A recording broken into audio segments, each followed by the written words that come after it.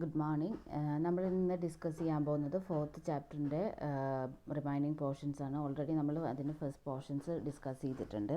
അപ്പം അതിൻ്റെ ബാക്കിയുള്ള പോർഷൻസാണ് ഇനി നമ്മൾ പറയാൻ പോകുന്നത്. So let starts with characteristics of Indian economy. Okay, characteristics എന്ന് പറഞ്ഞാൽ ഇന്ത്യൻ എക്കണോമിക്ക് എന്തൊക്കെ ഇതാണുള്ളത്, അതായത് ഇന്ത്യൻ എക്കണോമിയുടെ സ്വഭാവം എങ്ങനെയാണെന്നുള്ളതാണെന്ന് പറയുന്നത്. സോ അതിൽ first one, low per capita income. Per capita income എന്താണെന്ന് നമ്മൾ പറഞ്ഞു. GDP പെർ ഹെഡിനെയാണ് പെർ ക്യാപിറ്റ ഇൻകം എന്ന് പറയുന്നത്. സോ നമ്മുടെ ഇന്ത്യൻ എക്കണോമിയുടെ പെർ ക്യാപിറ്റ ഇൻകം എന്ന് പറയുന്നത് വളരെ കുറവാണ്.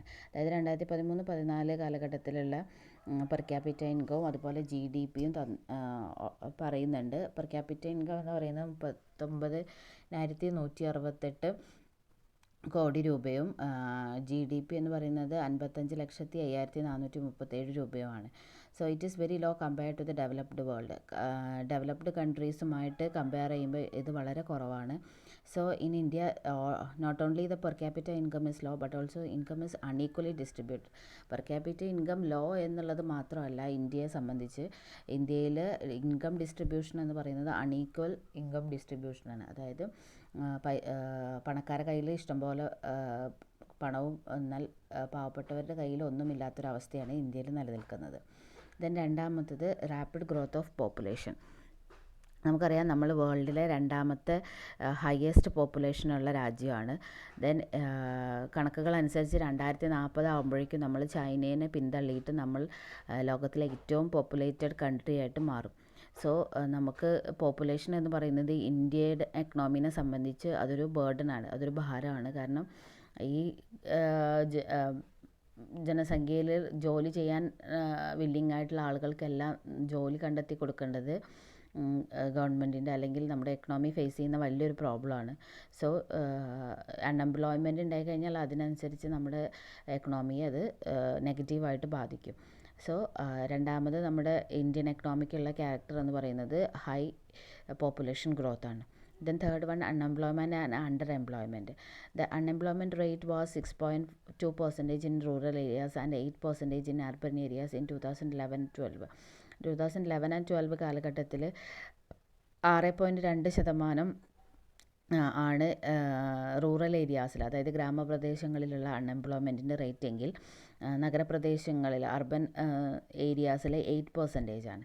Further people are employed in agriculture and related industries are not gainfully employed throughout the year. So നമ്മുടെ ജോലിക്ക് ചെയ്യാൻ പ്രാപ്തരായിട്ടുള്ള ആളുകൾക്കിടയിൽ നമുക്ക് ജോലി കൊടുക്കാൻ പറ്റാത്തൊരവസ്ഥേനെയാണ് അൺഎംപ്ലോയ്മെൻറ്റ് എന്ന് പറയുന്നത്.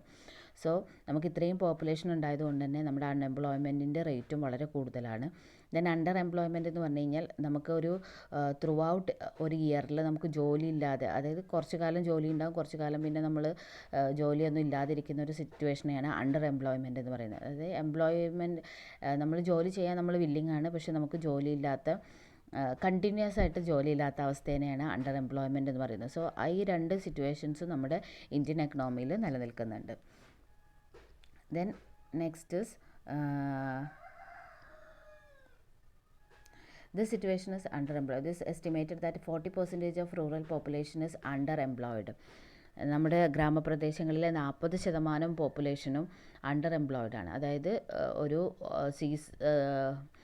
ഇയർ ഫുള്ളായിട്ട് ജോലി ഇല്ലാത്തൊരവസ്ഥ, അതായത് സീസൺ വൈസായിട്ട് മാത്രം ജോലി, ഓഫ് സീസണിൽ ജോലി ഇല്ലാത്തൊരു സിറ്റുവേഷൻ. അത് നമ്മുടെ ഗ്രാമപ്രദേശങ്ങളിലാണ് കൂടുതലായിട്ട് അഫക്റ്റ് ചെയ്യുന്നത്. 40% പോപ്പുലേഷനിൽ ജോലിയില്ലാതെയാണ് ഗ്രാമപ്രദേശങ്ങളിലുള്ളത്. Then fourth one is excessive dependence on agriculture.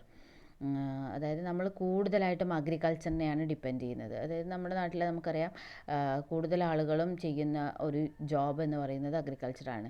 Then കേരളത്തിൽ കുറവാണെന്നുണ്ടെങ്കിലും ഔട്ട് ഓഫ് കേരള കൂടുതലായിട്ടും ആളുകൾ ഡിപ്പെൻഡ് ചെയ്യുന്നത്, അവരുടെ ഒരു ഏർണിംഗ് സോഴ്സ് എന്ന് പറയുന്നത് അഗ്രികൾച്ചറാണ്. About 65% of people depends on agriculture for their livelihood. നമ്മുടെ പോപ്പുലേഷൻ്റെ 65% അഗ്രികൾച്ചറിനെ ഡിപ്പെൻഡ് ചെയ്തിട്ടാണ് അവരുടെ ജീവനോപാധി കണ്ടെത്തുന്നത്. Unfortunately agriculture in India is over crowded. So നമ്മൾ ഇപ്പോഴത്തെ ഒരു സിറ്റുവേഷൻ അനുസരിച്ച് അഗ്രികൾച്ചറൽ സെക്ടറിൽ ഇന്ത്യ ഓവർ ക്രൗഡഡ് ആണ്. അതായത് ആവശ്യത്തിലധികം ആളുകൾ എന്ത് ചെയ്യുന്നുണ്ട്, അഗ്രികൾച്ചർ ചെയ്യുന്നുണ്ട്. Then next one is low productivity. Labor productivity both in agriculture and manufacturing is very low in India. അതായത് അഗ്രികൾച്ചറിലായിക്കോട്ടെ ഇൻഡസ്ട്രിയൽ സെക്ടറിലായിക്കോട്ടെ ആളുകളുടെ പ്രൊഡക്ടിവിറ്റി എന്ന് പറയുന്നത് വളരെ കുറവാണ്. പ്രൊഡക്ടിവിറ്റി എന്ന് പറഞ്ഞു കഴിഞ്ഞാൽ ഒരാൾ ഒരു ദിവസം അല്ലെങ്കിൽ ഒരു ആഴ്ച അല്ലെങ്കിൽ ഒരു മാസം അല്ലെങ്കിൽ ഒരു വർഷത്തിൽ പ്രൊഡ്യൂസ് ചെയ്യുന്ന പ്രോഡക്റ്റിൻ്റെ എണ്ണം അല്ലെങ്കിൽ അതിൻ്റെ ഒരു ക്വാണ്ടിറ്റീനെയാണ് നമ്മൾ പ്രൊഡക്ടിവിറ്റി എന്ന് പറയുന്നത്. സോ മറ്റ് രാജ്യങ്ങളുമായിട്ട് കമ്പയർ ചെയ്യുമ്പോൾ നമ്മുടെ നാട്ടിലെ ആളുകളുടെ പ്രൊഡക്ടിവിറ്റി വളരെ കുറവാണ്. അതിന് പല കാരണങ്ങളുണ്ട്. കാരണം നമ്മുടെ നാട്ടിലെ ആളുകൾ വളരെ ദരിദ്രരാണ്, ദെൻ ഇല്ലിറ്ററേറ്റ് ആണ്, വിദ്യാഭ്യാസമില്ലാത്ത ആൾക്കാരാണ്, ഇഗ്നോറൻ്റ് ആണ്, തീരെ അറിവില്ലാത്തവരാണ്, ദെൻ പുവർ ഹെൽത്ത് കണ്ടീഷൻ. അവർക്ക് ആരോഗ്യപരമായിട്ട് അത്ര ഗുഡ് ഹെൽത്ത് ഇല്ലാത്തത് കാരണം അവരുടെ പ്രൊഡക്ടിവിറ്റി, കാരണം കൂടുതൽ സമയം ജോലി ചെയ്യാൻ പറ്റാത്തൊരവസ്ഥ, അല്ലെങ്കിൽ ചെയ്യുന്ന ജോലി തന്നെ വളരെ എന്താ പറയുക എനർജറ്റിക് ആയിട്ട് ചെയ്യാൻ പറ്റാത്തൊരവസ്ഥ നമ്മുടെ നാട്ടിൽ നിലനിൽക്കുന്നുണ്ട്. സോ നമ്മുടെ low productivity in agriculture and manufacturing സെക്ടറിൽ ഇന്ത്യൻ എക്കണോമിയിലെ ഒരു ക്യാരക്ടറാണ്. Then third one is efficiency of capital, deficiency of capital. Due to low level of income and high prices in India, income is mostly spent to consumption. Deficiency of capital എന്ന് പറഞ്ഞു കഴിഞ്ഞാൽ capital ഇല്ലാത്ത അവസ്ഥ. നമുക്ക് പുതിയതായിട്ട് എന്ത് സംരംഭം തുടങ്ങണമെങ്കിലും നമുക്ക് ക്യാപിറ്റൽ വേണം. ഈ ക്യാപിറ്റൽ എന്ന് പറയുന്നത് നമ്മുടെ സാധാരണ ആളുകളുടെ ഇടയിൽ അല്ലെങ്കിൽ ഏൺ ചെയ്യുന്ന ആളുകളുടെ അവരുടെ സേവിങ്സ് ആയിട്ട് മാറ്റി വയ്ക്കുന്ന എമൗണ്ടാണ് നമ്മൾ ക്യാപിറ്റലായിട്ട് കൺസിഡർ ചെയ്യുന്നത്. സോ നമ്മുടെ നാട്ടിലെ ഒരു സിറ്റുവേഷൻ എങ്ങനെയാണെന്ന് വെച്ച് കഴിഞ്ഞാൽ നമ്മുടെ ഇൻകം വളരെ കുറവാണ്, അതുപോലെ തന്നെ നമുക്കുള്ള കൺസംഷൻ വളരെ കൂടുതലാണ്. Consumption in the means of price of the പ്രോഡക്റ്റിൻ്റെ പ്രൈസ്, പ്രോഡക്ട്സിൻ്റെ എല്ലാം പ്രൈസ് വളരെ കൂടുതലാണ്. സോ നമ്മുടെ ഈ ലോ ഇൻകം കൊണ്ട് നമുക്ക് നമ്മുടെ കൺസംഷൻ ആവശ്യമായിട്ടുള്ള പ്രോഡക്ട്സ് വാങ്ങിക്കഴിയുമ്പോൾ തന്നെ നമ്മുടെ ഇൻകം കംപ്ലീറ്റ് തീർന്നു പോകും. അപ്പോൾ നമുക്ക് സേവിങ്സിനുള്ള ഒരു ഓപ്ഷൻ ഇല്ല. സേവിങ്സ് ഇല്ലാത്തത് കാരണം കൊണ്ട് നമുക്ക് ഒരിക്കലും എന്ത് ചെയ്യാൻ പറ്റില്ല, നമുക്ക് അതിൽ നിന്ന് ക്യാപിറ്റൽ റൈസ് ചെയ്യാൻ പറ്റില്ല. കാരണം നമ്മൾ മാറ്റി വയ്ക്കുന്ന സേവിങ്സ് ആണ് നമ്മൾ പിന്നീട് നമ്മൾ പല ഇൻവെസ്റ്റ്മെൻറ്റിന് വേണ്ടിയിട്ട് ഉപയോഗിക്കുന്നത്. സോ സേവിങ്സ് ഇല്ലാത്തത് കൊണ്ട് എന്ത് ചെയ്യില്ല, നമ്മൾ മറ്റിടത്തൊന്നും എവിടെയും ഇൻവെസ്റ്റ് ചെയ്യില്ല, അതുകൊണ്ട് തന്നെ ക്യാപിറ്റൽ ഉണ്ടാവില്ല. സോ നമുക്ക് അവിടെ ഒരു ഡെഫിഷ്യൻസി ഓഫ് ക്യാപിറ്റൽ ഫേസ് ചെയ്യേണ്ടി വരും. Then next one service driven economy. നമ്മുടെ എക്കണോമിയെ മുന്നോട്ട് കൊണ്ടുപോകുന്നത് സർവീസസ് ആണ്. നമ്മുടെ എക്കണോമിയിൽ അവൈലബിൾ ആയിട്ടുള്ള സർവീസസ് ആണ്. ഇൻഷുറൻസ്, ബാങ്കിങ്, അതുപോലെയുള്ള സർവീസ് സെക്ടറാണ് നമ്മുടെ എക്കണോമിയുടെ അഗ്രികൾച്ചറാണ് 65% ആൾക്കാർ ചെയ്യുന്നതെങ്കിലും നമ്മുടെ എക്കണോമീനെ ഒന്ന് മുന്നോട്ട് കൊണ്ടുപോകുന്നത് നമ്മുടെ എക്കണോമിയിലുള്ള സർവീസ് സെക്ടേഴ്സാണ്. ദെൻ അതുകൊണ്ട് തന്നെ നമ്മളൊരു സർവീസ് ഡ്രിവൺ എക്കണോമിയാണ്. Then next one is higher poverty. 30% of people are living below poverty line. നമ്മുടെ പോപ്പുലേഷൻ്റെ 30% ആളുകളും പോവർട്ടി ലൈനിന് താഴെയാണ് ജീവിക്കുന്നത്, അതായത് ദാരിദ്ര്യരേഖയ്ക്ക് താഴെയാണ്. അറിയാലോ. അപ്പം നമ്മുടെ കേരളത്തിൽ നമുക്കത് അത്രയും അറിയാൻ പറ്റില്ലെങ്കിലും ഔട്ട് ഓഫ് കേരള നമുക്കത് പോയി കഴിഞ്ഞാൽ അല്ലെങ്കിൽ നമ്മൾ അവിടെ ഒന്ന് വിസിറ്റ് ചെയ്ത് കഴിഞ്ഞാൽ നമുക്ക് മനസ്സിലാവും. കാരണം പണക്കാരും പാവപ്പെട്ടവരും തമ്മിൽ ഏറ്റവും കൂടുതൽ അന്തരമുള്ള സ്ഥലങ്ങളെന്ന് പറയുന്നത് ഔട്ട് ഓഫ് കേരളയാണ്. കേരളയിലും ഇല്ല എന്നല്ല, പക്ഷെ എന്നാലും കമ്പാരിറ്റീവ്ലി കുറവാണ്. പക്ഷേ നമ്മൾ പുറം നാടുകളിൽ ചെന്ന് കഴിഞ്ഞാലും, ദാറ്റ് മീൻസ് നോർത്ത് ഇന്ത്യയിൽ തന്നെ അല്ലെങ്കിൽ സൗത്ത് ഇന്ത്യയുടെ മറ്റ് ഭാഗങ്ങളിൽ പോയി കഴിഞ്ഞാൽ തന്നെ നമുക്ക് മനസ്സിലാവും. Then next is higher income inequality. അറിയാലോ, നമ്മളിപ്പോൾ പറഞ്ഞ അതേ കാര്യം തന്നെ. അതായത് നമ്മുടെ പോപ്പുലേഷൻ്റെ 1% ആളുകൾ മാത്രമാണ് റിച്ച് എന്ന് പറയാൻ പറ്റുന്നത്. പക്ഷേ അവർ only 1% of people are rich. പക്ഷേ അവർ ഓൺ ചെയ്യുന്ന വെൽത്ത് എന്ന് പറയുന്നത് 58.4% of the total wealth of the country. അതായത് നമ്മുടെ രാജ്യത്തിൻ്റെ ടോട്ടൽ വെൽത്തിൻ്റെ 58.4% ഓൺ ചെയ്യുന്നത്, അതായത് ഉടമസ്ഥാവകാശമുള്ളത് ഈ 1% എന്ന് പറയുന്ന റിച്ചസ്റ്റ് പീപ്പിളുടെ കയ്യിലാണ്. അപ്പോൾ ഒന്ന് ആലോചിച്ച് നോക്കൂ, ബാക്കി വരുന്ന വെറും 42% മാത്രമാണ് ബാക്കി വരുന്ന 99% ആയിട്ടുള്ള പുവർ പീപ്പിളിൻ്റെ കയ്യിലുള്ളത്. ഓക്കെ, അപ്പം അതാണ് ഇൻഇക്വാലിറ്റി ഓഫ് ഇൻകം എന്ന് പറയുന്നത്. ദെൻ ടെക്നോളജിക്കൽ ബാക്ക്വേർഡ്നെസ് അറിയാമല്ലോ, നമ്മൾ ടെക്നോളജിക്കലി ഭയങ്കരമായിട്ട് ബാക്ക്വേർഡാണ്. നമ്മുടെ നാട്ടിൽ നിന്ന് ഡെവലപ്പ് ചെയ്ത് വരുന്ന ടെക്നോളജീസ് വളരെ കുറവാണ്. പല രാജ്യങ്ങളിലും ഔട്ട്ഡേറ്റഡ് ആയിട്ടുള്ള ടെക്നോളജീസാണ് നമ്മളിപ്പോഴും ഉപയോഗിച്ചുകൊണ്ടിരിക്കുന്നത്. Then next is under utilisation of natural resources. നമുക്കറിയാം ഇന്ത്യയിൽ ഇഷ്ടംപോലെ നാച്ചുറൽ റിസോഴ്സസ് ഉണ്ട്, പിന്നെ വാട്ടർ സോഴ്സസ് ഉണ്ട്, ദെൻ ഫോറസ്റ്റ് വെൽത്ത് ഉണ്ട്, ദെൻ മിനറൽസ് ഉണ്ട്, ഇതെല്ലാം ഉണ്ട്. പക്ഷേ നമ്മളതെല്ലാം പ്രോപ്പർലി യൂട്ടിലൈസ്ഡ് അല്ല. ഓക്കെ, നമ്മൾ യൂട്ടിലൈസ് ചെയ്യുന്നുണ്ട്, but it is not properly utilised. നമ്മൾ നല്ല രീതിയിൽ വേണ്ട രീതിയിൽ നമ്മൾ ഉപയോഗിക്കുന്നില്ല.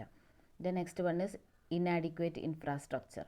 ഓക്കെ, ഈവൻ ദോ നമുക്ക് ഇൻഫ്രാസ്ട്രക്ചർ ഉണ്ട്, നമുക്ക് മെട്രോ സർവീസസ് ഉണ്ട്, ദെൻ ബുള്ളറ്റ് ട്രെയിൻസ് ഉണ്ട്, ഇതെല്ലാം ഉണ്ട്. എങ്കിൽ കൂടി നമ്മൾ എന്തല്ല ആവശ്യത്തിന് ഇൻഫ്രാസ്ട്രക്ചർ ഇല്ല. ഇപ്പോഴും നമ്മുടെ നാട്ടിൽ റോഡ് പോലും ഇല്ലാത്ത ഗ്രാമപ്രദേശങ്ങളുണ്ട്, ഒരു ബസ് പോലും ചെല്ലാത്ത ഉൾനാടുകളുണ്ട്. സോ ഇൻഫ്രാസ്ട്രക്ചർ വൈസിൽ നമ്മൾ ഇന്നാഡിക്വേറ്റ് ആയിട്ടുള്ള ഡെവലപ്മെൻറ്റാണ് ഉള്ളത്. അപ്പോൾ ഇത്രയാണ് നമ്മുടെ ഇന്ത്യൻ എക്കണോമിയുടെ ഒരു ക്യാരക്ടറിസ്റ്റിക്സ്. ഓക്കെ, അപ്പം നമുക്ക് പെർ ക്യാപിറ്റ ഇൻകം വളരെ കുറവാണ്. then അതുപോലെ തന്നെ നമ്മൾ പിന്നെ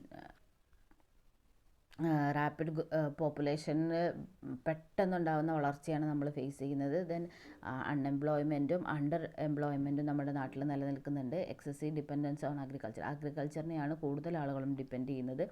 ദെൻ ലോ പ്രൊഡക്ടിവിറ്റി കുറവാണ്. ദെൻ ക്യാപിറ്റൽ ഫോർമേഷൻ കുറവാണ്. സർവീസ് സെക്ടറാണ് നമ്മുടെ എക്കണോമിയെ മുന്നോട്ട് കൊണ്ടുപോകുന്നത്. ദെൻ ഹയർ പോവർട്ടി, വളരെയധികം ദാരിദ്ര്യം നമ്മുടെ നാട്ടിലെ ആളുകൾ ഫേസ് ചെയ്യുന്നുണ്ട്. ദെൻ ഇൻഇക്വാലിറ്റി ഓഫ് ഇൻകം ഉണ്ട്. Then technologically backwardness, then under utilisation of natural resources, inadequate infrastructure. Okay, then next is opening up of Indian economy. So ഇതൊക്കെയാണ് നമ്മുടെ ഇന്ത്യൻ എക്കണോമിയുടെ ക്യാരക്ടറിസ്റ്റിക്സ്. സോ നമുക്ക് ഇതിൽ പല കാര്യങ്ങളും നമ്മൾ ഇപ്പോഴും വളരെ പുറകിലാണ്. സോ ഇതൊക്കെ നമ്മൾ ഇമ്പ്രൂവ് ചെയ്തെങ്കിൽ മാത്രമേ നമ്മുടെ എക്കണോമിയെ നമുക്ക് മുന്നോട്ട് കൊണ്ടുപോകാൻ പറ്റുള്ളൂ. എങ്കിൽ മാത്രമേ നമ്മുടെ നാട്ടിലെ ജനങ്ങൾക്ക് അവരുടെ ജീവിത നിലവാരം ഉയർത്താൻ പറ്റുള്ളൂ. എന്നാലേ നമുക്ക് നമ്മുടെ നാട്ടിലുള്ള ദാരിദ്ര്യം കുറയ്ക്കാൻ പറ്റുള്ളൂ. സോ നമുക്ക് കൂടുതൽ ആളുകൾക്ക് ജോലി കൊടുക്കാൻ പറ്റുള്ളൂ. സോ ഇങ്ങനെയൊക്കെ നമ്മുടെ കൺട്രി മുന്നോട്ട് വന്നെങ്കിൽ മാത്രമേ നമുക്ക് മറ്റ് രാജ്യങ്ങളുമായിട്ട് നിലനിൽക്കാൻ കഴിയൂ, അവരുടെ ഒപ്പം നിലനിൽക്കാൻ കഴിയുള്ളൂ. സോ അതിന് വേണ്ടിയിട്ട് നമ്മുടെ ഇന്ത്യൻ എക്കണോമിയെ റിഫോം ചെയ്യാൻ തീരുമാനിച്ചു.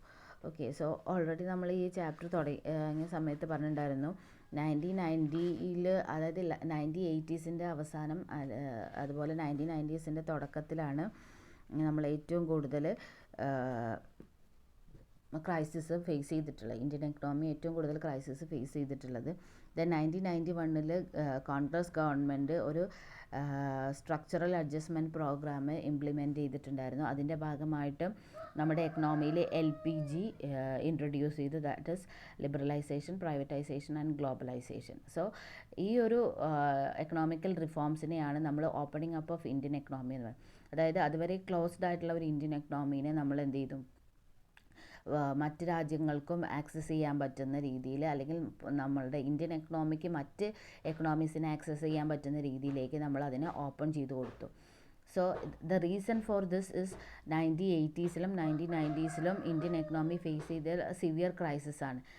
The crisis are BOP crisis, അതായത് ബാലൻസ് ഓഫ് പേയ്മെൻറ്റ് എന്താ അറിയാലോ, ഫോറിൻ ട്രേഡിലുണ്ടാവുന്ന ഡെഫിസിറ്റിനെയാണ് നമ്മൾ ബാലൻസ് ഓഫ് പേയ്മെൻറ്റ് എന്ന് പറയുന്നത്. അതായത് നമ്മളിനി കൊടുത്തു വീട്ടാനുള്ള കടം, അതുണ്ടായി. Then terrific ഇൻഫ്ലാഷനായിരുന്നു. അതായത് പ്രോഡക്ട്സിൻ്റെ പ്രൈസ് എല്ലാം വളരെ ഹൈ ആയിരുന്നു, പക്ഷേ ഇൻകം വളരെ ലോ ആയിരുന്നു. ദെൻ അതുപോലെ തന്നെ ബർഡൻ ഓഫ് എക്സ്റ്റേണൽ ഡെപ്റ്റ് കൂടുതലായിരുന്നു.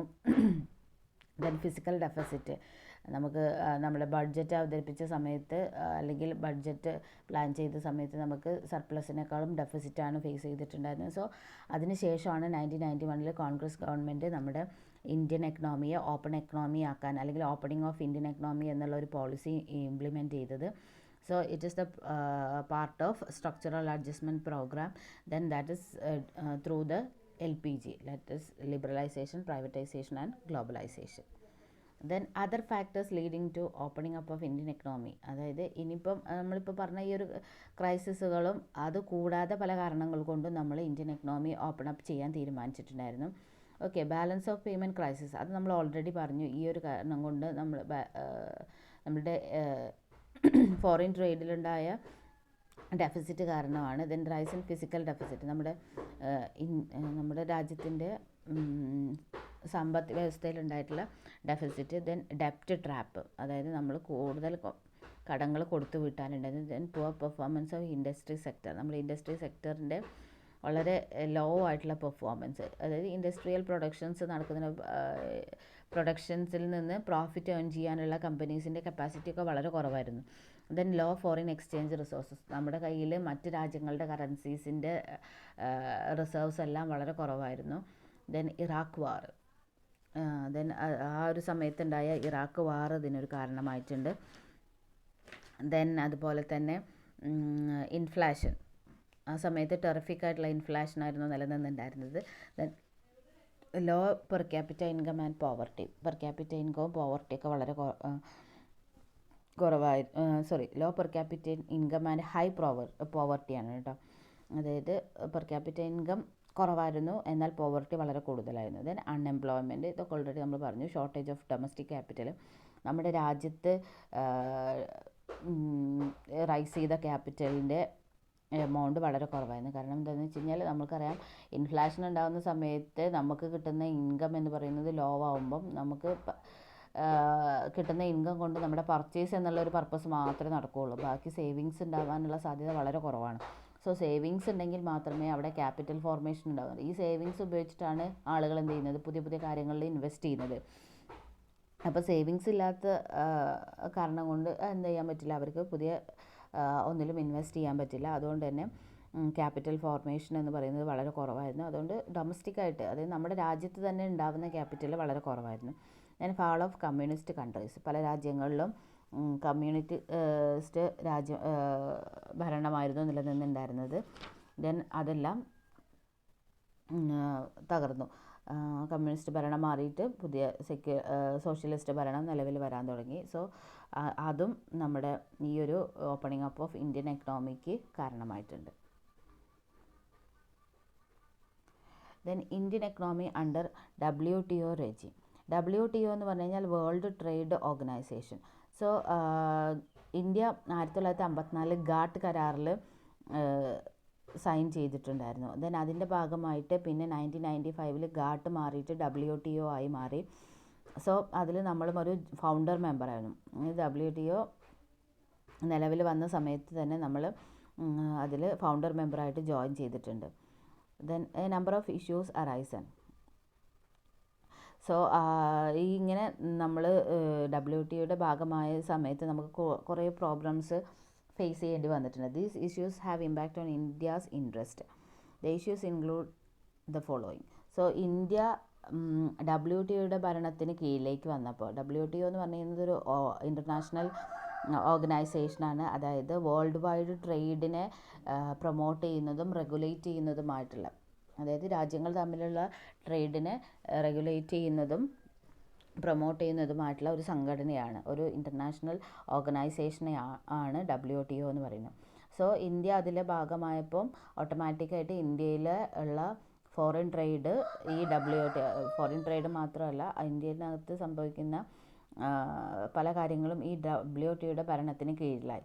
സോ അത് നമ്മൾ ഇന്ത്യയിൽ പലതരത്തിലുള്ള പ്രോബ്ലംസിനെ കൊണ്ടുവന്നിട്ടുണ്ട്. സോ അതെന്തൊക്കെയാണെന്നാണ് പറയുന്നത്. First one is WTO and Indian agriculture.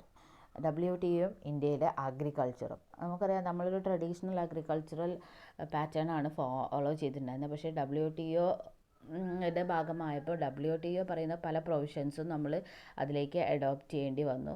So അതെന്തൊക്കെയാണ്, അത് കാരണം പല പ്രോബ്ലംസ് ഉണ്ടായി. There are 4 major provisions relating to agriculture in WTO accord. WTOയുടെ നിർദ്ദേശങ്ങൾ അനുസരിച്ച് 4 പ്രൊവിഷൻസ് ആണ് ഉള്ളത്. റിഡക്ഷൻ ഇൻ ഡൊമസ്റ്റിക് സപ്പോർട്ട്, അതായത് WTO പറയുന്നതനുസരിച്ച് അഗ്രികൾച്ചർ സെക്ടറിന് കൊടുക്കുന്ന സപ്പോർട്ട്, ഇപ്പോൾ ഇന്ത്യൻ അഗ്രികൾച്ചർ സെക്ടറിന് കൊടുക്കുന്ന സപ്പോർട്ട് കുറയ്ക്കണം എന്നാണ് പറയുന്നത്. അതായത് നമ്മുടെ അഗ്രികൾച്ചറൽ സെക്ടറിൽ എത്രയാണോ പ്രൊഡക്ഷൻ നടക്കുന്നത് അതിൻ്റെ 10% മാത്രമേ ഗവൺമെൻറ്റിൻ്റെ ഭാഗത്തുനിന്ന് സപ്പോർട്ട് കൊടുക്കാൻ പാടുള്ളൂ എന്നാണ് WTOയുടെ നിർദ്ദേശം. ഓക്കെ, അതായത് ഇപ്പോൾ നമ്മുടെ രാജ്യത്ത് ഉണ്ടാകുന്ന ടോട്ടൽ പ്രൊഡക്ഷൻ ഉണ്ടാവുമല്ലോ, അതിൻ്റെ 10% മാത്രം ഗവൺമെൻറ് കൊടുക്കുക. അറിയാലോ, അഗ്രികൾച്ചർ സെക്ടറിനെയാണ് നമ്മുടെ ഗവൺമെൻറ് ഏറ്റവും കൂടുതലായിട്ട് സപ്പോർട്ട് ചെയ്യുന്നത്, സബ്സിഡി ആയിട്ടും, then free fertilisers, free seeds, then അതുപോലെ ഫ്രീ എക്യുപ്മെൻറ്റ്സ്, ഇതൊക്കെ കൊടുത്തിട്ട് ഏറ്റവും കൂടുതൽ ഗവൺമെൻറ് സപ്പോർട്ട് ചെയ്യുന്ന ഒരു സെക്ടറാണ് അഗ്രികൾച്ചർ സെക്ടർ. ഇപ്പോൾ WTOയുടെ നിർദ്ദേശം അനുസരിച്ച് എന്താണോ അഗ്രികൾച്ചർ സെക്ടറിൽ ഉണ്ടാകുന്ന പ്രൊഡക്ഷൻ, എത്ര എമൗണ്ട് ആണോ പ്രൊഡക്ഷൻ ഉണ്ടാകുന്നത്, ആ എമൗണ്ടിൻ്റെ 10% മാത്രമേ നമ്മുടെ അഗ്രികൾച്ചർ ചെയ്യുന്ന ആളുകൾക്ക് ഗവൺമെൻറ്റിൻ്റെ ഭാഗത്തു നിന്ന് സപ്പോർട്ടായിട്ട് കൊടുക്കാനേ പാടുള്ളൂ എന്നാണ് പറയുന്നത്. This 10 norms is not applicable to. ഇനി എന്താണ് നമ്മുടെ ഇന്ത്യയിലുണ്ടായ പ്രോബ്ലം എന്താണെന്ന് വെച്ച് കഴിഞ്ഞാൽ, നമ്മുടെ ഇന്ത്യയിൽ 40% ഫാമേഴ്സ് എന്ന് പറയുന്നത് പുവർ ഫാമേഴ്സാണ്. അതായത് പുവർ ഫാമേഴ്സ് എന്ന് പറഞ്ഞു കഴിഞ്ഞാൽ 2.5 ഹെക്ടേഴ്സിൻ്റെ താഴെ കൃഷി ചെയ്യുന്ന ആൾക്കാർ. സോ നമ്മുടെ നാട്ടിലെ 40% കർഷകരും ഈ 2.5 ഹെക്ടേഴ്സിൻ്റെ താഴെ കൃഷി ചെയ്യുന്ന ആൾക്കാരാണ്. അതുകൊണ്ട് തന്നെ നമ്മുടെ കർഷകരിലെ 40% ആളുകളും പുവർ ഫാമേഴ്സാണ്. സോ ഈ പുവർ ഫാമേഴ്സിന് ഈ 10% സപ്പോർട്ട് കൊടുത്താൽ പോരാ. Okay, so they need more support. അവർക്ക് കൂടുതൽ സപ്പോർട്ടിൻ്റെ ആവശ്യമുണ്ട്. So the problem arises there. Then hence these provisions may not have significant impact on Indian policy to support farmers. So ഈ പ്രൊവിഷന് നമ്മുടെ India's policy to support farmers അതിന് മുകളിൽ പ്രത്യേകിച്ച് impact ഒന്നും ഉണ്ടാക്കാൻ പറ്റിയിട്ടില്ല. കാരണം ഇന്ത്യ ഫോളോ ചെയ്യുന്ന ആ ഒരു പോളിസിനെ മാറ്റാൻ ഈ ഒരു പ്രൊവിഷനെ കൊണ്ട് സാധിച്ചിട്ടില്ല. കാരണം ഇന്ത്യയിലുള്ള 40% കർഷകരും പുവർ കർഷകരാണ്. സോ അതുകൊണ്ട് തന്നെ അവർക്ക് ഈ 10% സപ്പോർട്ട് കൊടുത്താൽ പോരാ. സോ ഈ പ്രൊവിഷൻസിനനുസരിച്ചല്ല ഇന്ത്യ ഫോളോ ചെയ്യുന്ന ഈ ഒരു സപ്പോർട്ടിംഗ് പോളിസി എന്ന് പറയുന്നത്. Then market access. This provision gives an assured free play to the MNCs in rural market. Okay, ഈ ഒരു പ്രൊവിഷനകത്ത് പറയുന്നത് എന്താണെന്ന് വെച്ച് കഴിഞ്ഞാൽ, MNCസിന് ലോക്കൽ മാർക്കറ്റ് ആക്സസ് ചെയ്യാനുള്ള ഒരു പ്രൊവിഷനാണ്. അതായത് മൾട്ടിനാഷണൽ കമ്പനീസ് ഉണ്ടാവുമല്ലോ, ഒന്നിലധികം രാജ്യത്ത് പ്രൊഡക്ഷൻ നടത്തുന്ന അല്ലെങ്കിൽ ബിസിനസ് നടത്തുന്ന കമ്പനീസ്, അവർക്ക് നമ്മുടെ റൂറൽ മാർക്കറ്റിൽ, ലോക്കൽ മാർക്കറ്റുകളിൽ അവർക്ക് പ്ലേ ചെയ്യാനുള്ള ഒരു പ്രൊവിഷനാണ് market access. However, draft states that countries having BOP problem are exempted from this commitment. So ഈ ഒരു പ്രൊവിഷനിൽ പറയുന്ന മറ്റൊരു കാര്യം എന്താണെന്ന് വെച്ച് കഴിഞ്ഞാൽ, BOP പ്രോബ്ലം ഉള്ള രാജ്യങ്ങളിൽ ഈ ഒരു കമ്മിറ്റ്മെൻറ്റിൽ നിന്ന് എക്സംപ്റ്റഡ് ആണ്. അതായത് ബാലൻസ് ഓഫ് പേയ്മെൻറ്റ്, നമുക്കറിയാം നമ്മൾ ഇന്ത്യ ഫേസ് ചെയ്യുന്ന ഏറ്റവും വലിയൊരു ക്രൈസിസ് ആയിരുന്നു ബാലൻസ് ഓഫ് പേയ്മെൻറ്റ് എന്ന് പറയുന്നത്. സോ WTOയുടെ നിർദ്ദേശം അനുസരിച്ച് BOP പ്രോബ്ലം ഉള്ള രാജ്യങ്ങൾ ഈ ഒരു കമ്മിറ്റ്മെൻറ്റിൽ ഉൾപ്പെടേണ്ട എന്നാണ് പറഞ്ഞത്. സോ ഇന്ത്യക്ക് BOP പേയ്മെൻറ്റ് ഉണ്ടായത് കാരണം ഇന്ത്യ ഈ ഒരു പ്രൊവിഷനിൽ നിന്ന് എക്സംപ്റ്റഡ് ആയിരുന്നു. ഇന്ത്യ ഈ ഒരു പ്രൊവിഷൻ്റെ ഭാഗമായിരുന്നില്ല. Then next is TRIPS. Trade related intellectual പ്രോപ്പർട്ടിനെയാണ് ട്രിപ്സ് എന്ന് പറയുന്നത്. The agreement of trade related intellectual property rights argues that as far as plant varieties are concerned, they must be protected either by the patent or by an effective sui generis system or a combination of both. അതായത് ഇപ്പോൾ നമ്മൾ agriculture സെക്ടറിൽ പുതിയതായിട്ടുള്ള പ്ലാന്റുകളൊക്കെ വികസിപ്പിച്ചെടുക്കും. നമുക്കറിയാം കുറേ സങ്കര ഇനം വിത്തുകൾ, അതുപോലെ തന്നെ പലതരത്തിലുള്ള വെറൈറ്റീസ് ഓഫ് പ്ലാന്റ്സ്, ഒരു പ്ലാന്റിൻ്റെ ഇതിൽ നിന്ന് വേറൊരു വെറൈറ്റി ഓഫ് പ്ലാന്റ് വേറൊരു തരത്തിൽ അല്ലെങ്കിൽ കൂടുതൽ കൂടുതൽ ഈൽഡ് നൽകുന്ന തരത്തിൽ പ്ലാന്റുകളൊക്കെ വികസിപ്പിക്കുന്നത് നമുക്ക് കേൾക്കാം. കൃത്രിമമായിട്ട് പുതിയ ചെടികളൊക്കെ വികസിപ്പിച്ചെടുക്കുന്നത്, അതായത് തൈകളൊക്കെ വികസിപ്പിച്ചെടുക്കുന്നതൊക്കെ കേട്ടിട്ടുണ്ടാവുമല്ലോ നിങ്ങൾ. സോ അതിനെയെല്ലാം പേറ്റൻറ്റ് അല്ലെങ്കിൽ സൂയി ജനറിസ് സിസ്റ്റം അനുസരിച്ച് പ്രൊട്ടക്റ്റ് ചെയ്യണമെന്നാണ് WTO ഈ ഒരു trade related intellectual property right എന്ന് പറയുന്ന എഗ്രിമെൻറ്റിനകത്ത് പറയുന്നത്. പക്ഷേ ഇന്ത്യയിൽ ഓൾറെഡി പ്ലാന്റ് ബ്രീഡേഴ്സ് റൈറ്റ് എന്ന് പറഞ്ഞിട്ട് നമ്മൾ ഒരു സിസ്റ്റം 2000 മുതൽ ഫോളോ ചെയ്യുന്നുണ്ട്. സോ ഇന്ത്യ ഇപ്പോഴും ഫോളോ ചെയ്യുന്നത് ആ ഒരു സിസ്റ്റമാണ്. Okay, then third one is disbanding public distribution system. Fifth one ആണ് ഡിസ്ബാൻഡിങ് പബ്ലിക് ഡിസ്ട്രിബ്യൂഷൻ സിസ്റ്റം. അതായത് നമ്മുടെ ഈ പബ്ലിക് ഡിസ്ട്രിബ്യൂഷൻ സിസ്റ്റം പറഞ്ഞാൽ നമുക്കറിയാമല്ലോ, നമ്മുടെ നാട്ടിലുള്ള റേഷൻ സിസ്റ്റം. റേഷൻ കട വഴി നമുക്ക് സാധനങ്ങൾ കിട്ടില്ലേ കുറഞ്ഞ വിലയ്ക്ക്, അതിനെയാണ് പബ്ലിക് ഡിസ്ട്രിബ്യൂഷൻ സിസ്റ്റം എന്ന് പറയുന്നത്. അതിനെ ഡിസ്ബാൻഡ് ചെയ്യണം എന്നാണ് പറഞ്ഞത്. So according to WTO, the member countries to produce agriculture products at market price. Member countries agricultural product market പ്രൈസിൽ പ്രൊഡ്യൂസ് ചെയ്യണമെന്നാണ് WTO പറയുന്നത്. പക്ഷേ ഇന്ത്യയിൽ public distribution is mean to help the consumers and not the producers. നമ്മുടെ നാട്ടിലെ public distribution system എന്ന് പറയുന്നത് ഒരിക്കലും കർഷകരെ സഹായിക്കാൻ വേണ്ടിയിട്ടല്ല, നമ്മുടെ കൺസ്യൂമേഴ്സിനെ സഹായിക്കാൻ വേണ്ടിയിട്ടാണ്. ഓക്കെ, അതായത് ഇത്രയേ ഉള്ളൂ. കർഷകർ പ്രൊഡ്യൂസ് ചെയ്യുന്ന പ്രോഡക്റ്റിന് സെയിൽ ചെയ്യാനുള്ളൊരു മാർക്കറ്റ് കണ്ടെത്തുക എന്നുള്ളതല്ല PDSൻ്റെ ഉദ്ദേശം. നമ്മുടെ നാട്ടിലുള്ള പാവപ്പെട്ട ആളുകൾക്ക് കുറഞ്ഞ ചിലവിൽ പ്രോഡക്ട്സ് കൊടുക്കുക, അല്ലെങ്കിൽ ഇപ്പോൾ വീറ്റ് ആയിക്കോട്ടെ റൈസ് ആയിക്കോട്ടെ അത് കൊടുക്കുക എന്നുള്ളതാണ് PDSൻ്റെ മെയിൻ ഉദ്ദേശം. സോ നമുക്ക് അതുകൊണ്ട് തന്നെ നമ്മുടെ ഇന്ത്യയിലുള്ള പബ്ലിക് ഡിസ്ട്രിബ്യൂഷൻ സിസ്റ്റത്തിനെ ഡിസ്ബാൻഡ് ചെയ്യാൻ പറ്റില്ല. കാരണം മറ്റ് രാജ്യങ്ങളിലൊക്കെ ചിലപ്പം അഗ്രികൾച്ചർ ചെയ്യുന്ന ആളുകൾക്ക് അവരുടെ പ്രോഡക്റ്റ് സെയിൽ ചെയ്യാനുള്ള ഒരു സിസ്റ്റമായിട്ടായിരിക്കും PDS വർക്ക് ചെയ്യുന്നുണ്ടാവുക. പക്ഷേ ഇന്ത്യയിൽ PDS വർക്ക് ചെയ്യുന്നത് അങ്ങനെയല്ല. PDSൻ്റെ ഇന്ത്യയിലുള്ള ഉദ്ദേശം എന്ന് പറയുന്നത് സിറ്റിസൺസിന് കുറഞ്ഞ വിലയിൽ അവർക്ക് ആവശ്യമായിട്ടുള്ള നെസസിറ്റി പ്രോഡക്ട്സ് കിട്ടുക എന്നുള്ളതാണ്. ഓക്കെ, അപ്പം അതുകൊണ്ട് തന്നെ ഈ ഒരു പ്രൊവിഷൻ അനുസരിച്ച് ഇന്ത്യയിലെ PDS സിസ്റ്റത്തിനെ ഡിസ്ബാൻഡ് ചെയ്യാൻ പറ്റില്ല. ഓക്കെ, അപ്പോൾ ഇത്രയാണ് WTO റെജീമും അഗ്രികൾച്ചറും തമ്മിലുള്ള റിലേഷൻഷിപ്പ് എന്ന് പറയുന്നത്. ഓക്കെ, അതാണ് WTOൻ്റെ ഭരണത്തിന് കീഴിൽ വന്നപ്പോൾ നമ്മുടെ അഗ്രികൾച്ചർ സെക്ടറിൽ ഉണ്ടായിട്ടുള്ള പ്രോബ്ലംസ് എന്ന് പറയുന്നത്. ഇത് next one is TRIMs and India. TRIMs means trade related investment measure എന്നാണ് ട്രിംസിൻ്റെ ഫുൾ ഫോം വരുന്നത്. ദെൻ ട്രിംസും ഇന്ത്യയും തമ്മിലുള്ള ഒരു relationship. The purpose of TRIMS is to monitor investment measures which may have effect of restricting and distorting trade. But provision of TRIMS are incorporated in our new economic policy 1991. അതായത് നമ്മുടെ രാജ്യത്ത് ലോകത്തിൽ മൊത്തം ഉണ്ടാകുന്ന ഇൻവെസ്റ്റ്മെൻറ്റ് മെഷേഴ്സിനെ മോണിറ്റർ ചെയ്യാൻ വേണ്ടിയിട്ട് കൊണ്ടുവന്നിട്ടുള്ള ഒരു സ്കീമാണ് ട്രിംസ് എന്ന് പറയുന്നത്. സോ അത് effect of restricting and destroying trade, അതായത് ട്രേഡിനെയും അതുപോലെ തന്നെ ട്രേഡ് റിലേറ്റഡ് ആക്ടിവിറ്റീസിനെയൊക്കെ റെസ്ട്രിക്റ്റ് ചെയ്യുന്ന രീതിയിലുള്ള ഇൻവെസ്റ്റ്മെൻറ്റ് മെഷേഴ്സിനെ മോണിറ്റർ ചെയ്യുക എന്നുള്ളതാണ് അതിൻ്റെ ഉദ്ദേശം. സോ നമ്മുടെ ന്യൂ എക്കണോമിക് പോളിസി 1990ൻ്റെ ഭാഗമായിട്ട് തന്നെ ഈ ട്രിംസിൽ പറയുന്ന എല്ലാ പ്രൊവിഷൻസും നമ്മൾ ഈ ന്യൂ എക്കണോമിക് പോളിസി 1991 തന്നെ ഇന്ത്യ ഉൾപ്പെടുത്തിയിട്ടുണ്ട്. അതുകൊണ്ട് തന്നെ ഫർദറായിട്ട് നമുക്ക് ട്രിംസിനെ ഫോളോ ചെയ്യേണ്ട ആവശ്യമില്ല. Then social clauses and India. അടുത്ത വരുന്നത് WTOയുടെ തന്നെ മറ്റൊരു സ്കീമായ സോഷ്യൽ ക്ലോസസ് ആണ്, അല്ലെങ്കിൽ മറ്റൊരു പ്രൊവിഷനായ സോഷ്യൽ ക്ലോസസ് ആണ്.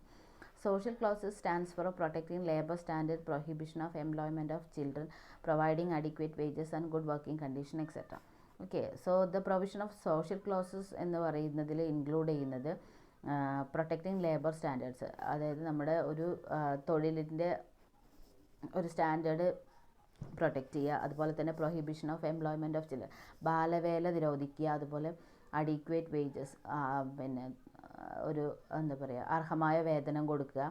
ദെൻ നല്ല വർക്കിംഗ് കണ്ടീഷൻ പ്രൊവൈഡ് ചെയ്യുക. ഇതിനൊക്കെ വേണ്ടിയിട്ടാണ് ഈ ഒരു സോഷ്യൽ ക്ലോസ് എന്ന് പറയുന്ന ഈ ഒരു പ്രൊവിഷൻ WTO പ്രൊവൈഡ് ചെയ്തിട്ടുള്ളത്. ദെൻ ഇത് ചെയ്യാനായിട്ട് WTO ഈ ഒരു സോഷ്യൽ ക്ലോസ് മെയിൻറ്റെയിൻ ചെയ്യാൻ വേണ്ടിയിട്ട് ഈ ഒരു ടാസ്ക് ILO എന്ന് പറയുന്ന ഒരു ഓർഗനൈസേഷനാണ് WTO ഏൽപ്പിച്ചിട്ടുള്ളത്, അതായത് ഇൻ്റർനാഷണൽ ലേബർ ഓർഗനൈസേഷൻ. സോ ഈ ഒരു ഓർഗനൈസേഷനാണ് ഈ പറഞ്ഞ കാര്യങ്ങളൊക്കെ മോണിറ്റർ ചെയ്യുന്നത്. Then next one is TRIPS and India. TRIPS and India. The TRIPS section of WTO agreement covers the intellectual property rights. Already നമ്മൾ പറഞ്ഞു ട്രിപ്സ് എന്താണെന്നുള്ളത്. Intellectual property like including copyright, patent, trademark and industrial design. India have made different acts for this. Okay, ട്രിപ്സിൽ നമ്മൾ പറഞ്ഞു already നമ്മൾ intellectual പ്രോപ്പർട്ടീസിനെ copyright ചെയ്യുന്ന, അതായത് ഇപ്പോൾ agriculture സെക്ടറിൽ ട്രിപ്സിൻ്റെ ഉദ്ദേശം നമ്മൾ പറഞ്ഞത് നമ്മൾ വെറൈറ്റീസ് ഓഫ് പ്ലാന്റ്സിനെ പേറ്റൻറ്റ് ചെയ്യുക എന്നുള്ളതാണ്. സ്വന്തം ഇതിലേക്ക് നമ്മൾ പേറ്റൻറ്റ് ചെയ്യുക എന്ന് പറഞ്ഞു കഴിഞ്ഞാൽ നമ്മൾ അതിനൊരു എന്താ പറയുക അവകാശം സ്ഥാപിക്കുക എന്നുള്ളതാണ്. അതായത് അത് വളർത്താനും അത് വിൽക്കാനും അത് ചെയ്യാനൊക്കെ ഉള്ള അവകാശം നമ്മളിലേക്ക് മാത്രമായിട്ട് ഒതുക്കുക എന്നുള്ളതാണ് പേറ്റൻ്റ് കൊണ്ട് ഉദ്ദേശിക്കുന്നത്. സോ ഇവിടേക്ക് വരുമ്പോൾ ട്രിപ്സ് എന്ന് പറഞ്ഞു കഴിഞ്ഞാൽ അഗ്രികൾച്ചർ സെക്ടറിൻ്റെ പുറത്തേക്ക് വരുമ്പോൾ ട്രിപ്സ് എന്ന് പറഞ്ഞു കഴിഞ്ഞാൽ നമ്മൾ എല്ലാത്തരം ഇൻ്റലക്ച്വൽ പ്രോപ്പർട്ടീസിന് നമ്മൾ പ്രൊഡ്യൂസ് ചെയ്യുന്ന പ്രോഡക്റ്റ് ഇപ്പോൾ എല്ലാ കമ്പനീൻ്റെ മുകളിൽ കാണാൻ നിങ്ങൾക്ക് ഒരു ട്രേഡ് മാർക്ക് എന്ന് പറഞ്ഞു കഴിഞ്ഞാൽ ഈ ട്രേഡ് മാർക്ക് ഉള്ള കാണിക്കുന്നത് ഇന്ന കമ്പനിക്ക് മാത്രമേ ഇത് പ്രൊഡ്യൂസ് ചെയ്യാനും ഉപയോഗിക്കാനും ഉള്ള അവകാശം മീൻസ് പ്രൊഡ്യൂസ് ചെയ്യാനും സെയിൽ ചെയ്യാനുള്ള അവകാശമുള്ളൂ എന്നുള്ളതാണ് ഈ ട്രേഡ് മാർക്ക് കാണിക്കുന്നത്. ദെൻ കോപ്പിറൈറ്റ് എന്ന് പറഞ്ഞു കഴിഞ്ഞാൽ ആ എന്താണോ ഇപ്പോൾ ബുക്സിൻ്റെ കേസിൽ പേറ്റൻറ്റ് അല്ലെങ്കിൽ കോപ്പിറൈറ്റാണ് കൊടുക്കുക. അപ്പം ആർക്കും അത് കോപ്പി എടുക്കാനോ ഇതെല്ലാം ഉള്ള അവകാശമില്ല. ഇത് ആരാണോ പബ്ലിഷ് ചെയ്ത ആൾക്കാർ അവർക്ക് മാത്രമേ അത് പിന്നെ വീണ്ടും കോപ്പീസ് പ്രൊഡ്യൂസ് ചെയ്യാനുള്ള അവകാശമുള്ളൂ എന്നുള്ളതാണ് കോപ്പിറൈറ്റ് കൊണ്ട്. സോ നമുക്ക് അതിന് വേണ്ടിയിട്ട് മറ്റൊരു ലോ അല്ലെങ്കിൽ മറ്റൊരു ആക്ട് നമ്മുടെ ഇന്ത്യയിൽ നിലനിൽക്കുന്നുണ്ട്. സോ നമുക്ക് ട്രിപ്സിൻ്റെ ആവശ്യം ഇന്ത്യയിൽ വരുന്നില്ല എന്നാണ് പറയുന്നത്. Then next is WTO and Indian industry. Industrial policies during WTO regime create a competitive environment for the India's industry. WTO ഭരണത്തിന് കീഴിലേക്ക് വന്നപ്പോൾ നമ്മുടെ ഇന്ത്യൻ ഇൻഡസ്ട്രീസിന് ഒരു കോമ്പറ്റീറ്റീവ് എൻവയോൺമെൻറ്റ് കിട്ടി. കോമ്പറ്റീറ്റീവ് എൻവയോൺമെൻറ്റ് കുറച്ചും കൂടെ ഒരു എന്താ പറയുക പരസ്പരം മത്സരിച്ചിട്ട് പ്രൊഡക്ഷൻ നടത്തുന്ന രീതിയിലേക്കുള്ള ഒരു എൻവയോൺമെൻറ്റിലേക്ക് നമ്മുടെ ഇൻഡസ്ട്രീസ് മാറി. This led to a significant change in the industrial sector. So ഇങ്ങനെ ഒരു കോമ്പറ്റീറ്റീവ് എൻവയോൺമെൻറ്റിലേക്ക് നമ്മുടെ ഇൻഡസ്ട്രീസ് വന്നപ്പോൾ നമ്മുടെ മൊത്തം ഇൻഡസ്ട്രിയൽ സെക്ടറിൽ കാര്യമായിട്ടുള്ള മാറ്റങ്ങൾ വന്നിട്ടുണ്ട്. Then Indian entrepreneurs are now forced to adopt technologies and expand more efficient scale of production. So world വൈഡിലുള്ള ഒരു കോമ്പറ്റീഷനാണ് നമ്മുടെ ഇന്ത്യൻ പ്രൊഡ്യൂസേഴ്സ് അല്ലെങ്കിൽ ഇന്ത്യൻ എൻ്റർപ്രണേഴ്സ് ഇപ്പോൾ ഫേസ് ചെയ്യുന്നത്. സോ അതുകൊണ്ട് തന്നെ അവർ പുതിയ പുതിയ ടെക്നോളജീസ് അഡോപ്റ്റ് ചെയ്യാനും അതുപോലെ തന്നെ എഫിഷ്യൻറ്റ് സ്കെയിൽ ഓഫ് പ്രൊഡക്ഷൻ നടത്താനും ഒക്കെ ആയിട്ട് അവർ കമ്പൽ ചെയ്യപ്പെടുന്നുണ്ട്. കാരണം ഇല്ലെങ്കിൽ അവർക്ക് ഒരിക്കലും മാർക്കറ്റിൽ നിലനിൽക്കാൻ പറ്റില്ല, അവരുടെ കമ്പനി അടച്ചുപൂട്ടി പോകേണ്ടി വരും. സോ അതുകൊണ്ട് തന്നെ എന്താണോ വേൾഡ് വൈഡ് ആയിട്ടുണ്ടാകുന്ന മാറ്റങ്ങൾ അതിനനുസരിച്ച് നമ്മുടെ ഇന്ത്യൻ കമ്പനീസും മുന്നോട്ട് വരാൻ തുടങ്ങിയിട്ടുണ്ട്. ദേ become more globally competitive merger and acquisitions. പിന്നെ ഇപ്പം നമുക്ക് ഇന്ത്യൻ കമ്പനീസിന് എന്താണ് ഗ്ലോബലി മെർജ് ചെയ്യാനും അക്വിസിഷൻ എടുക്കാനൊക്കെ ഉള്ള ഒരു പ്രൊവിഷനുണ്ട്. അതായത് മറ്റ് കമ്പനീസുമായിട്ട് ലയിക്കാനൊക്കെ ഉള്ള ഒരു അവസരം കിട്ടുന്നുണ്ട് മറ്റ് രാജ്യങ്ങളിലുള്ള കമ്പനീസൊക്കെ ആയിട്ട്. The next one is WTO and services. Service sector like insurance, banking, telecommunication is backward in India as compared to the developed countries. നമ്മൾ പറഞ്ഞു നമ്മുടെ ഇന്ത്യൻ എക്കണോമി സർവീസ് ഡ്രിവൺ എക്കണോമിയാണ്. എങ്കിൽ കൂടിയിട്ട് നമ്മുടെ ഇന്ത്യയിലുള്ള സർവീസ് സെക്ടർ എന്ന് പറയുന്നത് മറ്റ് ഡെവലപ്ഡ് കൺട്രീസുമായിട്ട് കമ്പയർ ചെയ്യുമ്പോൾ നമ്മൾ കുറേ പുറകിലാണ്. So their inclusion of trade and services detrimental to the interest of India. So അതുകൊണ്ട് തന്നെ WTOയുടെ ഭാഗമായിട്ട് നമ്മൾ എന്ത് ചെയ്യുന്നുണ്ട്, കൂടുതൽ പുതിയ പുതിയ സർവീസസ് അല്ലെങ്കിൽ സർവീസ് സെക്ടറിന് നമ്മൾ റിഫോം ചെയ്തിട്ട് കൊണ്ടുവരുന്നുണ്ട്. Then argument for joining WTO, benefits to India. അതായത് WTOയിൽ ഇന്ത്യ ജോയിൻ ചെയ്യണമെന്ന് അല്ലെങ്കിൽ ചെയ്തത് കൊണ്ട് ഇന്ത്യക്ക് ബെനഫിറ്റ് ഉണ്ട് എന്ന് പറയാനുള്ള കാരണങ്ങൾ എന്തൊക്കെയാണെന്നാണ് പറയുന്നത്. ഓക്കെ, അതായത് WTOയിൽ ജോയിൻ ചെയ്തതുകൊണ്ട് ഇന്ത്യക്ക് കിട്ടുന്ന ബെനഫിറ്റ്സ് എന്തൊക്കെയാണ്. First one is level of trade increased in areas of clothing, agriculture, forestry, fishery, products and processed food and beverages. Okay, അതായത് ഇന്ത്യയിലെ പരമ്പരാഗതമായിട്ടുള്ള പല വ്യവസായങ്ങളിലും നമുക്ക് ലെവൽ ഓഫ് ട്രേഡ് ഇൻക്രീസ് ചെയ്യാം, അതിൻ്റെ ഒരു കച്ചവടം കൂട്ടാൻ നമുക്ക് പറ്റിയിട്ടുണ്ട്. അതായത് clothing, agriculture, forestry, fishery and processed foods and beverages. Then agricultural export from India will increase. നമുക്കറിയാം നമ്മുടെ 65% ഓഫ് പോപ്പുലേഷനും അഗ്രികൾച്ചറിനെ ഡിപ്പെൻഡ് ചെയ്തിട്ടാണ് ജീവിക്കുന്നത്. അതുകൊണ്ട് തന്നെ WTOയുടെ ഭാഗമായപ്പോൾ നമുക്ക് എന്ത് ചെയ്യാൻ പറ്റുന്നുണ്ട്, നമ്മുടെ അഗ്രികൾച്ചറൽ പ്രോഡക്റ്റ് പുറം രാജ്യങ്ങളിലേക്ക് എക്സ്പോർട്ട് ചെയ്യാൻ പറ്റുന്നുണ്ട്.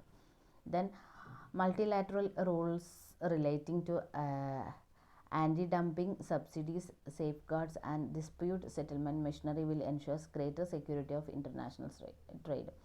സോ ഒരു ഇൻ്റർനാഷണൽ ഓർഗനൈസേഷൻ എന്ന് പറയുന്ന WTO നിലനിൽക്കുന്നത് കൊണ്ട് തന്നെ നമുക്ക് ഈ എക്സ്പോർട്ട് ഇമ്പോർട്ട് ട്രേഡിലുണ്ടാകുന്ന പല ഡിസ്പ്യൂട്ട്സും പല പ്രോബ്ലംസും അല്ലെങ്കിൽ കംപ്ലയിൻറ്റ്സ് അല്ലെങ്കിൽ അതിലുണ്ടാകുന്ന ഇഷ്യൂസ് ഇതൊക്കെ സോൾവ് ചെയ്യാൻ വേണ്ടിയിട്ട് ഒരു ഇൻ്റർനാഷണൽ ഓർഗനൈസേഷൻ നിലനിൽക്കുന്നുണ്ട്. സോ നമുക്ക് അങ്ങനെ ഒരു ഇൻ്റർനാഷണൽ ഓർഗനൈസേഷനിലേക്ക് നമ്മളുടെ പ്രോബ്ലംസ് നമ്മൾ എത്തിച്ചു കഴിഞ്ഞാൽ അവരതിനാവശ്യമായിട്ടുള്ള റെമഡീസ് എടുത്തോളും. അതുകൊണ്ട് രാജ്യങ്ങൾ തമ്മിലുണ്ടാവുന്ന പ്രശ്നങ്ങൾ കുറേ പരിഹരിക്കാൻ അതുകൊണ്ട് പറ്റും.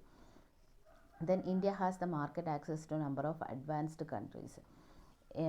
മറ്റ് പല അഡ്വാൻസ്ഡ് ആയിട്ടുള്ള രാജ്യങ്ങളുടെയും മാർക്കറ്റ് ആക്സസ് ചെയ്യാനുള്ള ഒരു അവസരം ഇന്ത്യക്ക് കിട്ടും. കാരണം US അതുപോലെ UK പോലെയുള്ള പല രാജ്യങ്ങളിലേക്കും നമ്മുടെ ഇന്ത്യയുടെ പ്രോഡക്ട്സ് കയറ്റി അയക്കാനും ആ പ്രോഡക്ട്സ് അവരുടെ മാർക്കറ്റിൽ എങ്ങനെ ചിലവാകുന്നു എന്നുള്ള കാര്യങ്ങളൊക്കെ നമുക്ക് ഒന്ന് അസസ് ചെയ്യാൻ വേണ്ടിയിട്ട്, അതുപോലെ തന്നെ അവിടേക്കൊക്കെ നമ്മുടെ പ്രോഡക്ട്സിനെ എത്തിക്കാനുള്ള ഒരു അവസരം നമുക്ക് കിട്ടുന്നത് WTOയിലൂടെയാണ്.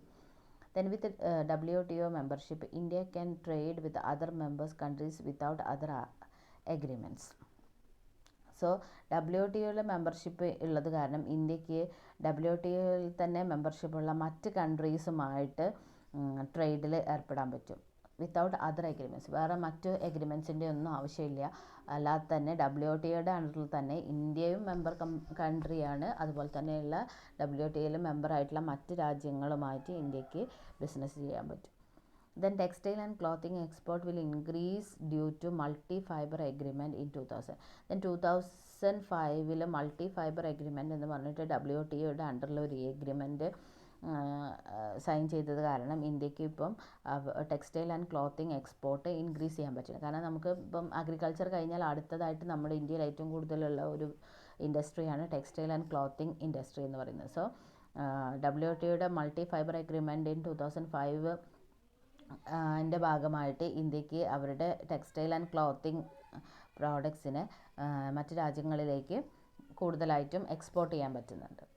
ഓക്കെ, സോ ഇത്രയാണ് നമ്മൾക്ക് WTOയുടെ ഭാഗമായാൽ ഇന്ത്യക്ക് കിട്ടുന്ന ബെനഫിറ്റ്സ്. പക്ഷേ WTOയുടെ ഭാഗമായാൽ ഇന്ത്യക്ക് ബെനഫിറ്റ്സ് മാത്രമല്ല, പല ഡിസഡ്വാൻറ്റേജസും ഉണ്ട്. സോ ഇതാണ് നമ്മൾ ആർഗ്യുമെൻറ്റ് എഗെയിൻസ്റ്റ് മെമ്പർഷിപ്പ് വേണ്ട എന്ന് പറയാനുള്ള കാരണങ്ങൾ. Okay, first one is removal of trade barriers will not guarantee expansion of world trade. നമ്മൾ ട്രേഡ് ബാരിയേഴ്സ് എടുത്ത് ഒഴിവാക്കി, അതായത് മറ്റ് രാജ്യങ്ങളുമായിട്ട് കച്ചവടം നടത്താനുള്ള തടസ്സങ്ങൾ നമ്മൾ നീക്കി എന്ന് പറഞ്ഞതുകൊണ്ട് മാത്രം നമ്മളുടെ വേൾഡ് ട്രേഡ്, അതായത് നമ്മുടെ ഗ്ലോബലായിട്ടുള്ള ട്രേഡ് കൂടിക്കോണം നിർബന്ധമൊന്നുമില്ല. ഉദ്ദേശിക്കുന്നത് എന്താണെന്ന് വെച്ച് കഴിഞ്ഞാൽ, ഇപ്പോൾ WTO നമുക്കൊരു ഇന്ത്യൻ കമ്പനീസിന് ലോകത്തിൽ എവിടെയും അവരുടെ പ്രോഡക്റ്റ് വിൽക്കാനുള്ള, അതായത് WTOയിൽ മെമ്പർ കൺട്രീസ് ആയിട്ടുള്ള മറ്റേത് രാജ്യത്തും അവരുടെ പ്രോഡക്റ്റ് സെയിൽ ചെയ്യാനുള്ള ഒരു അവസരം തരുന്നുണ്ട് എന്നേ പറയുന്നുള്ളൂ.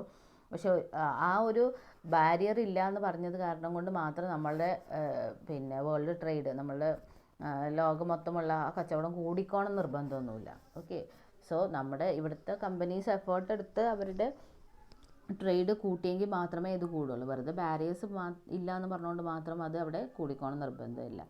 Then introduction of product patent in India will lead to sharp increase in the price of the drugs by MNCs who have product patent. Product patent എന്ന് പറയുന്ന ഒരു കോൺസെപ്റ്റ് ഇൻട്രൊഡ്യൂസ് ചെയ്തത് കാരണം ഡ്രഗ്സിൻ്റെ, അത് ഡ്രഗ്സ് മീൻസ് ഇവിടെ മെഡിസിൻസ് ആണ് കേട്ടോ. MNCs multinational companies provide ചെയ്യുന്ന ഡ്രഗ്സിൻ്റെ, മെഡിസിൻസിൻ്റെ ഒക്കെ എമൗണ്ട് വളരെയധികം കൂടിയിട്ടുണ്ട്. കാരണം അവർക്ക് മാത്രമേ അത് പ്രൊഡ്യൂസ് ചെയ്യാനും വിൽക്കാനുള്ള അവകാശമുള്ളൂ. സോ അതുകൊണ്ട് തന്നെ അവർക്ക് ഇഷ്ടമുള്ള പ്രൈസ് അവർക്ക് ചാർജ് ചെയ്യാൻ പറ്റും. So they charging high price. Then free market access and removal of all restrictions on import will affect farming community adversely. പിന്നെ നമ്മുടെ ഇന്ത്യ ഫേസ് ചെയ്യുന്ന വലിയൊരു പ്രോബ്ലമാണ്, ഇപ്പോൾ നമ്മൾ ട്രേഡ് ബാരിയേഴ്സ് ഇല്ല എന്ന് പറയുന്നത് കൊണ്ട് തന്നെ ഇവിടുന്ന് നമുക്ക് അഗ്രികൾച്ചറൽ അങ്ങോട്ട് എക്സ്പോർട്ട് ചെയ്യാം എന്ന് പറയുന്ന പോലെ തന്നെയാണ് മറ്റ് രാജ്യങ്ങൾക്ക് അവരുടെ അഗ്രികൾച്ചറൽ പ്രോഡക്റ്റ്, നമ്മുടെ നാട്ടിൽ വളരെ സുലഭമായിട്ടുള്ള അഗ്രികൾച്ചറൽ പ്രോഡക്ട്സ് തന്നെ മറ്റ് രാജ്യങ്ങൾക്ക് ഇങ്ങോട്ട് തിരിച്ച് എക്സ്പോർട്ട് ചെയ്യാൻ, അതായത് നമ്മുടെ രാജ്യത്തിലേക്ക് ഇങ്ങോട്ട് ഇമ്പോർട്ട് ചെയ്യാനുള്ള ഒരു ഓപ്ഷൻ ഉണ്ട് എന്ന് പറയുന്നുണ്ട്. സോ അതെന്ത് ചെയ്യും, നമ്മുടെ ഇവിടെയുള്ള കർഷകരെ അഡ്വേഴ്സായിട്ട് അഫക്റ്റ് ചെയ്യും. ഇപ്പോൾ നമ്മളുടെ റബ്ബർ മേഖലയൊക്കെ ഫേസ് ചെയ്യുന്ന വലിയൊരു പ്രശ്നമാണ്. കാരണം ഓൾറെഡി നമുക്ക് ഇവിടെ റബ്ബർ ഉൽപ്പാദിപ്പിക്കുന്ന കർഷകരുണ്ട്. പിന്നെ നമ്മൾ പുറം രാജ്യങ്ങളിൽ നിന്ന് റബ്ബർ ഇങ്ങോട്ട് ഇമ്പോർട്ട് ചെയ്യുമ്പോൾ നമ്മുടെ ഇവിടുത്തെ കർഷകരുടെ പ്രോഡക്റ്റ്സ് ചിലവാകാതെ പോകും. കാരണം ഇങ്ങോട്ട് വരുന്ന പ്രോഡക്റ്റ് ഇവിടുത്തെ ഉള്ള പ്രോഡക്റ്റിനേക്കാളും കുറഞ്ഞ വിലയിലായിരിക്കും മിക്കവാറും ഇങ്ങോട്ട് വരുന്നത്. സോ അതുകൊണ്ട് തന്നെ ഇവിടുത്തെ ആളുകൾക്ക് അത് സെയിൽ ചെയ്യാനുള്ള അവസരം കുറയും. അപ്പം മൊത്തം നമ്മുടെ ഫാർമേഴ്സിൻ്റെ ഇൻകത്തിനെ അത് ബാധിക്കും. then India can not compete with the developed countries in international market of agricultural commodity because of they can supply goods at lower price. പിന്നെ മറ്റൊരു പ്രശ്നം ഇതാണ്, നമ്മുടെ രാജ്യം എന്ന് പറയുന്ന ഒരു ഡെവലപ്പിംഗ് കൺട്രിയാണ്. സോ നമ്മുടെ അഗ്രികൾച്ചറൽ പ്രോഡക്റ്റിന് നമ്മൾ ചാർജ് ചെയ്യുന്ന പ്രൈസിനേക്കാളും കുറഞ്ഞ പ്രൈസിൽ മറ്റ് രാജ്യങ്ങൾക്ക്, അതായത് ഡെവലപ്ഡ് കൺട്രീസിന് അവരുടെ അഗ്രികൾച്ചറൽ പ്രോഡക്റ്റ് ഇൻ്റർനാഷണൽ മാർക്കറ്റിൽ എത്തിക്കാൻ പറ്റും. ഇപ്പോൾ US അല്ലെങ്കിൽ UK പോലുള്ള രാജ്യങ്ങളിൽ നിന്ന് വരുന്ന അഗ്രികൾച്ചറൽ പ്രോഡക്റ്റിന് നമ്മുടെ നാട്ടിൽ നിന്ന് ചെല്ലുന്ന അഗ്രികൾച്ചറൽ പ്രോഡക്റ്റിനേക്കാളും വില കുറവായിരിക്കും. സോ അത് നമുക്ക് അഡ്വേഴ്സ് ആയിട്ട് അഫക്റ്റ് ചെയ്യും. Then WTO is heavily based in favor of developed countries. Then WTO എന്ന് പറയുന്നത് കൂടുതലായിട്ടും ഡെവലപ്ഡ് കൺട്രീസിന് ഫേവറായിട്ടാണ് നിൽക്കുന്നത്. അവരുടെ താല്പര്യങ്ങൾക്കാണ് കൂടുതലായിട്ടും, അതായത് UK, US, ചൈന ഒക്കെ പോലെയുള്ള ഡെവലപ്ഡ് കൺട്രീസിൻ്റെ താല്പര്യങ്ങളെയാണ് WTO കൂടുതലായിട്ടും പരിഗണിക്കുന്നത്. Then Indian research institutions will be unable to compete financially with MNCs and will be denied access to patented generic materials. Okay, MNCസുമായിട്ട് നമ്മുടെ ഇന്ത്യൻ റിസർച്ച് ഇൻസ്റ്റിറ്റ്യൂഷൻസിനൊന്നും എന്ത് ചെയ്യാൻ പറ്റില്ല, കോമ്പീറ്റ് ചെയ്യാൻ പറ്റില്ല. അത് കാരണം നമ്മൾ ഉണ്ടാക്കിയെടുക്കുന്ന പേറ്റൻറ്റഡ് ജനറിക് മെറ്റീരിയൽസിനൊക്കെ, അതായത് നമ്മൾ ഉണ്ടാക്കിയെടുക്കുന്ന നമ്മുടേതായിട്ടുള്ള പിന്നെ നമ്മുടെ രാജ്യത്തിൻ്റേതായിട്ടുള്ള പല വിഭാഗങ്ങളുടെയും, മീൻസ് ഇപ്പോൾ പല പ്രോഡക്റ്റ്സ് ആയിക്കോട്ടെ, പല അഗ്രികൾച്ചറൽ പ്രോഡക്റ്റ് ആയിക്കോട്ടെ, അതിൻ്റെയൊക്കെ പേറ്റൻറ്റ് ക്രിയേഷൻ എന്ന് പറയുന്നത്. Okay, then inclusion of trade in service sector will be determined to India. അതായത് inclusion of trade in service sector will be detrimental to India. അതായത് നമുക്ക് സർവീസ് സെക്ടർ എന്ന് പറയുന്നത് നമ്മുടെ ഇന്ത്യയുടെ, നമ്മൾ ഓൾറെഡി പറഞ്ഞു,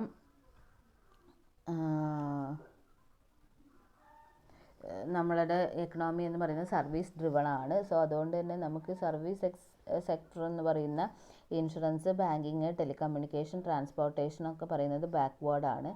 സോ അതുകൊണ്ട് തന്നെ അത് നമുക്കൊരിക്കലും എന്ത് ചെയ്യാൻ പറ്റില്ല, ബാക്ക്വേർഡിലാണ് നിൽക്കുന്നത്. അതുകൊണ്ട് നമുക്ക് അത് വെച്ചിട്ട് നമുക്ക് WTOയിൽ മീൻസ് നമുക്ക് ഗ്ലോബൽ മാർക്കറ്റിൽ നമുക്ക് അത്രയും സക്സസ് ആവാൻ പറ്റില്ല. അപ്പോൾ ഇത്രയാണ് argument against membership of WTO എന്ന് പറയുന്നത്. അതായത് WTOയിൽ നമ്മൾ മെമ്പർഷിപ്പ് എടുക്കേണ്ടായിരുന്നു എന്ന് പറയാനുള്ള കാരണങ്ങൾ. So these are the disadvantages to India from WTO.